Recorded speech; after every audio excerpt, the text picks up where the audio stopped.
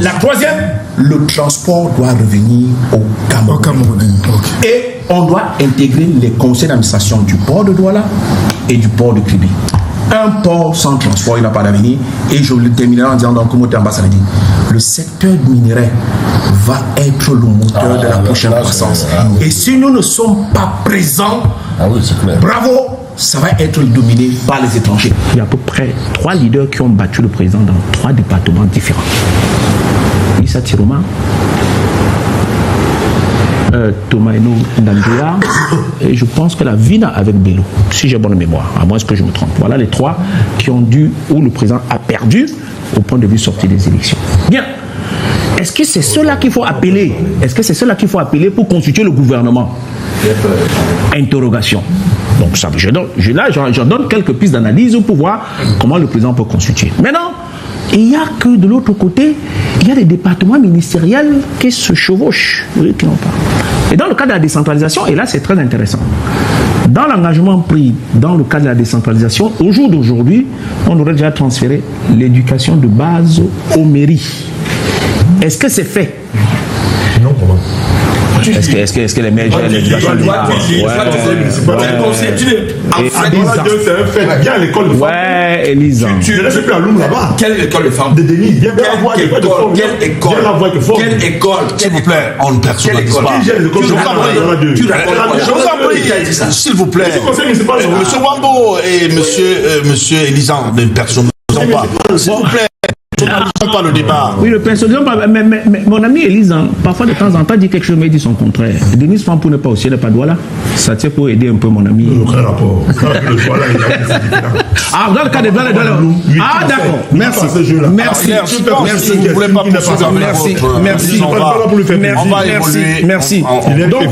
Donc, il faut élargir la base politique. Sur ce point-là, le président en a besoin. Il faut élargir la base politique. Maintenant, quels sont ceux qui sont en capacité de venir dans ce gouvernement et pour combien de temps? Là, tout le débat. Je pense noter que le président ne peut pas avoir une urgence en ce qui concerne le gouvernement à l'heure actuelle. Parce que d'abord, il y a les arrêts d'engagement budgétaire. Donc, si on nos ministres à l'heure actuelle, là, ça ne sert à rien. Parce que tu ne peux pas engager un engagement. La deuxième, le président attend la promulgation de la loi de finances. Et c'est à partir de la loi de finances que chaque département ministériel va savoir exactement ce qu'il a. Mais il est à noter déjà que celle qu'on a proposée fait une pression fiscale de 600 milliards en plus, qu'on va trouver par emprunt ou par collecte. Et là, ça me permet de rebondir sur quelque chose à dire, Élise, qui est tout à fait très profond. Et donc, tout à l'heure, tu voulais éviter, et excuse-moi que je te tue pas comme ça, Bouba, tu voulais éviter ce débat-là sur la collecte des fonds pour le soutien à la raffinerie. Monsieur Elisan a donné des chiffres clairs. Et la question qu'on doit se poser, c'est que pourquoi avoir maintenu une injection aussi calamiteuse avant que la Sonara ne tombe dans la trappe où elle est? Une injection aussi calamiteuse. Et là, j'emprunte Motamba ça, il faut faire un audit. La troisième chose, c'est quelque chose à faire très intéressant. Monsieur Motamba ça dit quelque chose de très intéressant parce que chacun d'entre nous paye le carburant. Il a dit, aujourd'hui, nous avons près de 700 milliards. On ne peut pas donc avoir de l'argent en perspective à l'emprunter pour construire une deuxième raffinerie. Là, je ne suis pas d'accord. Laisse que je termine. On ne peut pas vouloir construire une deuxième raffinerie quand on n'a pas réhabilité la première. Si tu veux qu'on puisse faire un établissement simple. L'élément que tu as soulevé me semble dire... Pour sortir maintenant. Pour sortir, la question, c'est que est-ce que le président a des canaux? Je regrette 2 choses. La première... Quelle que soit l'animosité qui peut exister entre un pouvoir et l'opposition, on doit devoir se parler. Je dis, moi je parle parce que je suis dans l'acteur. Pour le moment, les canaux de discussion sont rompus. Ce n'est pas normal. Quelle que soit la difficulté, l'animosité que nous avons, nous devons nous parler. Et à partir de ce moment où nous devons parler actuellement, il n'y a plus de canaux de discussion entre nous et le pouvoir. Mais on a soulevé des éléments. Motamba Sala dit qu'il y a probablement une modification constitutionnelle en vue. Oui, M. Motamba Sala. Les consultations. Oui, M. Motamba Sala. C'est nécessaire depuis à peu près 2-3 ans. D'abord, le reflet en ce qui concerne la représentation du nombre de députés par département. Ce n'est pas le bon reflet. Allez. Vous pouvez pas... Mais je donne les éléments pour qu'on forme le gouvernement. C'est à partir de cet élément-là que le président forme le gouvernement. Parce que tu dis, à partir de comme si je faisais le gouvernement, non. Vous ne pouvez pas prendre une ville de Douala qui a 975 000 inscrits, 5 millions d'habitants et avoir 7 députés à l'Assemblée nationale. Vous ne pouvez pas prendre Yaoundé qui a 4 millions d'habitants et avoir seulement, bien entendu, non, Douala c'est 9 députés et l'autre 7 députés. Vous ne pouvez pas non plus en même temps prendre une ville comme Douala, avoir un seul ministre d'État. Cherchons les pistes. Et voilà, il y a une piste pour dire qu'on ne peut pas avoir une ville comme Douala qui a 5 millions d'habitants. Il est représenté par un seul ministre d'État. Et c'est là depuis 32 ans. Cela pose un problème. Donc, vous me dites, je cherche des pistes, je vous donne quelques pistes pour qu'on le cherche. Et au jour d'aujourd'hui, il faut le dire, et ça, Zan le dit, il le disait peut-être, mais Zan a perdu dans son arrondissement. Mais au moins, lui, il a reconnu qu'il a perdu dans son arrondissement. Pourtant, il est en responsabilité. Douala ne donne que 11% à l'heure actuelle au régime en place. Ça veut dire qu'il y a un problème. Donc, si nous, on se résume, il y a des besoins qui sont énormes, économiquement. La ville de Douala renvoie au président de la République qu'il y a des problèmes. Et là, si l'on prend dans quelques 2-3 éléments, 4 ministères clés, le régalien, l'administration du territoire, on peut aimer Atangandi, on peut ne pas l'aimer. Atangandi dit ce qu'au moins ce qu'il fait. Même si on peut critiquer ce qu'il fait. Moi, je dis bien, même si on peut critiquer. Mais au moins, lui, il dit. Non, il dit. Non, il dit. Je pas dit on s'attarde pas là-dessus. Hier, on avance. Le problème, c'est la loi des finances. Sur le régalien, toujours, la loi des finances.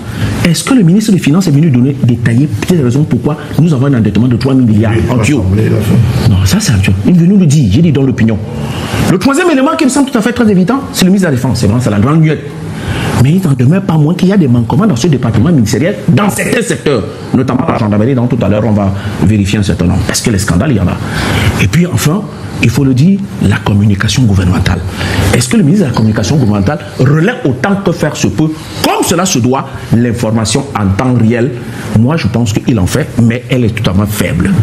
Les réseaux sociaux ne peuvent pas emporter sur la gestion d'un État dans sa globalité, mais il va sans dire que si le gouvernement n'est pas proactif, nous allons avoir à subir en permanence les réseaux sociaux comme élément d'information. Allez, on s'en... J'ai suivi ça et là un peu, il y a beaucoup d'idées comme ça là, mais je prendrai mon ami Elisan, un petit frère que j'aime bien, mais qui a soulevé des thèses, mais qui a une tendance à parfois noyer le poisson avec des...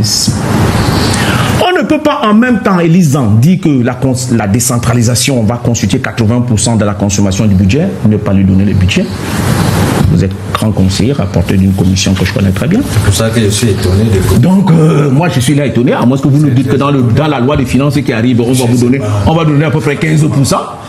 On ne peut pas en même temps penser que les régionales sont tout à fait importantes et donner seulement 3 milliards aux régions. À moins que vous avez un autre chiffre. Moi, c'est ce que c'est. Je n'ai que 3 milliards. La troisième chose, en même temps, Motambasa semble nous dire que oui, il y a la deuxième raffinerie qui dit non, monsieur Motambasa, il faut dire la vérité aux Camerounais. Je suis dans le secteur et je sais de quoi je parle. Les Camerounais contribuent à l'heure actuelle par le litre du carburant à la rénovation de nos raffineries. Et vous le savez bien, monsieur Motambasa. Et je veux questionner si on se trouve cet argent-là depuis 1 an. Il faudra que M. Motambasa, quand sa prise de parole, nous dise où se trouve cet argent, près de 190 milliards collectés pour qu'on ne puisse pas renouveler, ne serait-ce que la Sonara. Il y en a même plus. En plus, oui, il faut bien qu'on nous dise surtout cet argent. Et puis la deuxième chose qui est tout à fait très intéressante, pourquoi avec cet argent-là, on va faire l'emprunt pour construire la deuxième raffinerie de Kribi? Parce que c'est sous forme d'emprunt. Donc il y a là un problème de modèle économique qui nous pose un problème.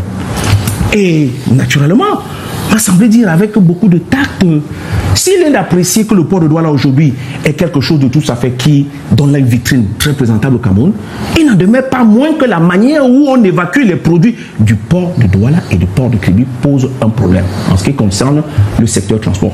Globalement.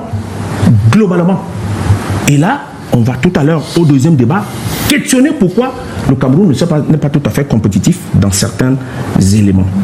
Et je ne veux pas confisquer la parole en disant donc Elisan a semblé soulever aussi également le problème du Conseil économique et social. Mais ça fait 30 ans, M. Elisan, que ce Conseil économique et social ne fonctionne pas. Si on avait eu, on n'aurait pas eu les orientations de la gabégie de la dépense aujourd'hui que nous avons vu dans l'affaire Covid. Parce qu'elle a donné des orientations. Et là, on pourra interroger un tout petit peu. Donc, globalement, il y a beaucoup de sujets d'attente, que ce soit dans la santé, dans l'éducation, un certain nombre de choses. Et pour ne terminer, les collectivités décentralisées, pour la plupart, n'appliquent pas les éléments de texte. Vous êtes sans oublier que aujourd'hui, il faut des maires. oui, donc vous êtes sans oublier qu'aujourd'hui, en fait, l'éducation Oui, mais vous êtes aussi également... C'est l'organe délibérant.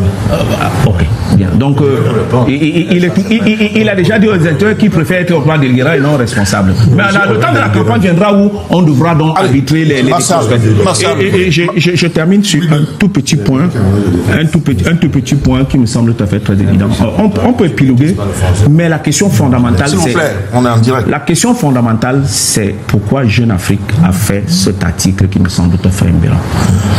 Je voudrais dire, de mon point de vue, on ne peut pas être collaborateur du président de la République et passer par un journal international pour réaffirmer devant toute la presse internationale qu'on a la confiance. C'est le journaliste qui a écrit que selon les indiscrétions du palais, le président de la République aurait confirmé que telle personne reste sur tel poste. À mon avis, au point de vue observateur, je ne suis pas journaliste, que je suis très étonné qu'un collaborateur du président de la République passe par un journal international pour confirmer, bien entendu, sa responsabilité à cette fonction-là. Alors, ça équivoque et ça interroge.